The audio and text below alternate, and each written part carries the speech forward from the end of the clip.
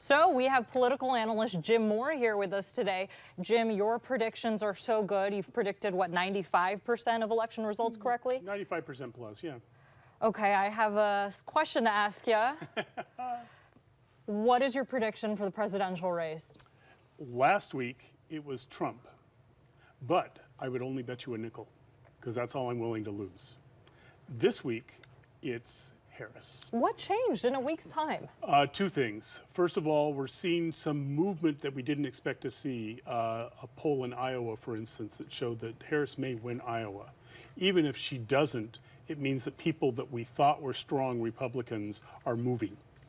And they may be moving towards Harris. So that was one thing. Second thing, we were kind of looking at the body language of the people around Trump. There's a little bit of freak out going on right now. So it looks to me like their internal polls also indicate that Harris has a chance to win, a stronger chance than they thought she did. So that's why I'm only willing to go for a nickel, because polling is polling. It's only as good as it gets. We want it to be more accurate, but it isn't.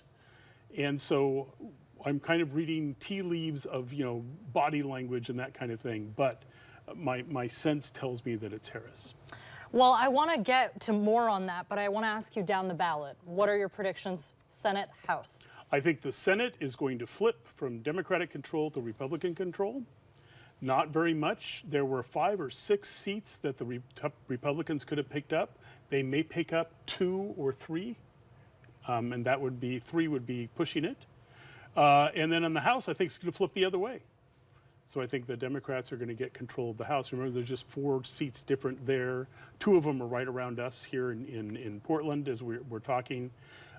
So I think it's going to flip the other way. So whoever the president is going to have a split Congress. Here's what people are concerned about. Even when, let's say, one side had the majority, Democrats, they didn't have a large enough majority to do what they said they wanted to. Many fronts, right? Immigration, economy, all of that. Are we going to see a landslide in any direction? No, I don't think we are. Even if there is an electoral college landslide, which is entirely possible. It is equally possible that Trump could win with 320 electoral college votes, Harris could win with 320 electoral college votes, or they could split right down the middle, 275, 265 or something. Equally possible. But even with that, the percentages of people are going to be pretty small. Even if one of them wins by 6 million votes, out of 160 million, that's a pretty small percentage. And when you look at Congress, Congress is going to split right down the middle. One side may have a 2 or 3 seat majority, but that's no majority at all. And so we're just split. That's the way we are right now. So tell me this. What are the key areas we should be watching? So key areas to watch as things come in tonight. Here on the West Coast, we have the advantage. We watch them happen far away, and they get closer and closer and closer. First, look at those battleground states. Do the battleground states truly become battleground states? Or does one of them, Georgia, for instance, I don't know, does one of them go strongly for Trump or Harris? Okay, so watch those. Second thing, watch for any surprises. For instance, Trump has been campaigning in Virginia. Virginia ought to be in the Democratic column. What if Virginia is really close or goes for Trump? That's something to watch for. 8 years ago, that's exactly how we knew Hillary Clinton was in trouble. She was very close in Virginia when she should have been very far ahead in Virginia. Or for the Republicans saying, oh my gosh, what's happening? Look at places like Iowa. Iowa should be strongly for Trump. What if Iowa is really, really close or goes for Harris? So they're not battleground states, but those kind of states that we assumed were on one side or the other, watch those really carefully. We saw Georgia go blue with President Joe Biden. Are we going to see a repeat of that, do you think? I think the odds are good for Trump to take Georgia, but Georgia is so complex. They still haven't quite nailed down how their election system works. They've had 4 years to get it right, and it keeps getting roiled around by people who are appointed, people who say, no, we're going to change the rules, judges saying, no, no, no, you can't do that. So it's kind of a black box. But I think Trump takes Georgia. If Harris takes Georgia, that's a very big thing, just as it was 4 years ago when Biden took it. Biden already had the Electoral College votes, but that kind of put the exclamation mark on it, saying this was a remarkable election 4 years ago. So if Harris takes Georgia, that's remarkable. Polls right now are showing Kamala basically having a coin toss between Trump. But in the past, Biden had a sufficient lead. What was it, maybe 7-ish points above Trump at this time around? Hillary had at least a 4-ish point lead. Kamala being so close, I mean. So here's what to pay attention to. Remember, the national polls for the popular vote don't mean anything. The Electoral College is the only thing that matters. So it's very possible that we could have a popular vote winner who loses the Electoral College vote. And that could go either way tonight. So that's the thing to pay attention to. That's why we focus on those battleground states. Everybody else appears to have made up their mind, unless what happens if you get these Iowa or Virginias kind of doing something different. That's kind of where the surprise will be and kind of the fun of figuring out what's going on. So Trump has his loyal base. Yep. Does Kamala have a loyal base, or does Kamala just have people who are loyal to the Democratic Party? She has people who are loyal to the Democratic Party. She has some of her base, but her base is beginning to grow nationwide. But her base is basically in California, which is going to go overwhelmingly for her anyway. What she has going for her is the same thing Biden had going for her. Remember Biden, why was he chosen eventually by the Democrats? Electability. It wasn't what Biden could do for you, it was he's the one who can beat Trump. And there's still, that dynamic is still going on. I'm convinced historians are going to look at this and say this election was still a referendum on Donald Trump.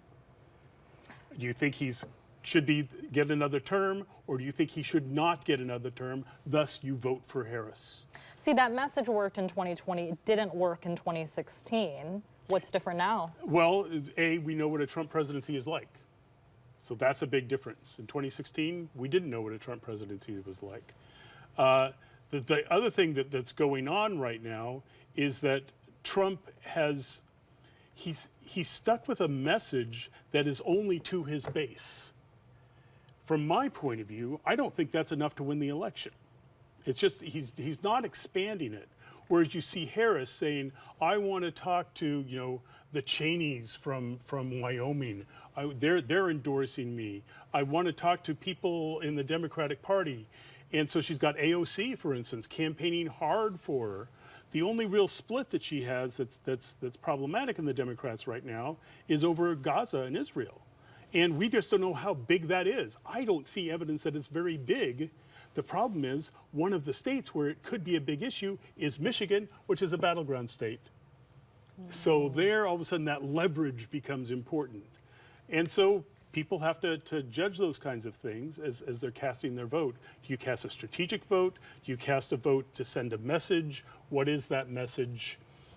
You have to think about that. Let's talk about Michigan. After CNN did their report where they showed that Kamala Harris's ads are different in Michigan versus Pennsylvania. In Michigan, her ads were more tailored to a Muslim population, more pro-Gaza affinity, whereas in Pennsylvania, more pro-Israel, right to defend themselves affinity. Can she overcome that? Yeah, she can, because Michigan sees what Michigan sees and Pennsylvania sees what Pennsylvania sees. You have to be a political nerd to say, I want to go and see them side by side and raise questions about where she really stands.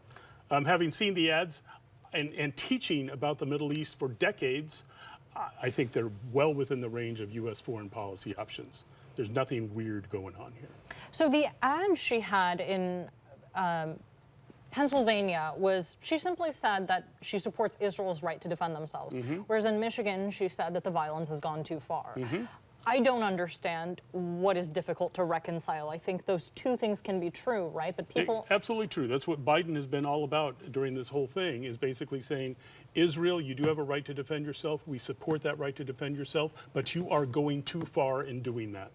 But she's part of the ticket that funded the going too far, absolutely, right? Absolutely. So she's part of that. She needs to explain it.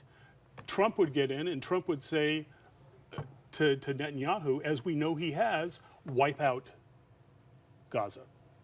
So you have to decide, do you want to send a message to the Democratic Party nominee, or do you want to vote for Trump, who will have no interest whatsoever in helping the Palestinian people.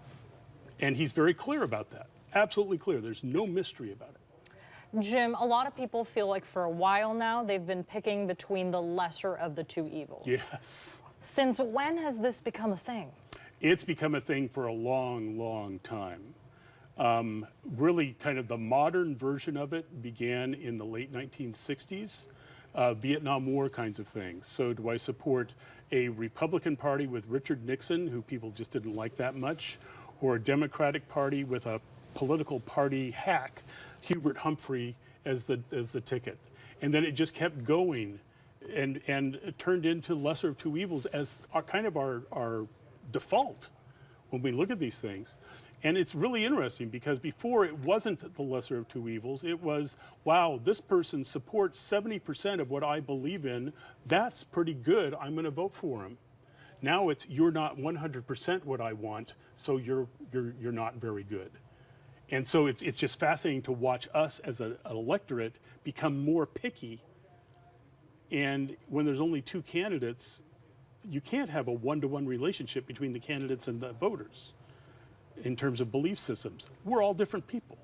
But that 70% is good enough for me has now shifted to, I'm not going to support you unless you are totally with me. That makes a lot of sense, Jim. And just to close on this, I want to say, if you're watching this, do something kind today. I know today is a stressful day. Jim, what's something kind you've done today? What's something kind? I actually gave a talk to a group in Newberg, Oregon, that I've been talking to them for a long time, and it was a delight to reconnect with people, some of whom I knew from the media business. They've retired and live there. But it was delightful to just sit down and talk with them and have good questions and a good conversation. They're hungry for, we should be able to talk to each other in the political world. And I think that's great. It's what I try to get across in my classes, and it was great to see a community group having that same hunger and beginning to make those same kinds of moves. That's beautiful, Jim. Thank you so much for sharing all your thoughts with us. We really appreciate it. You're welcome.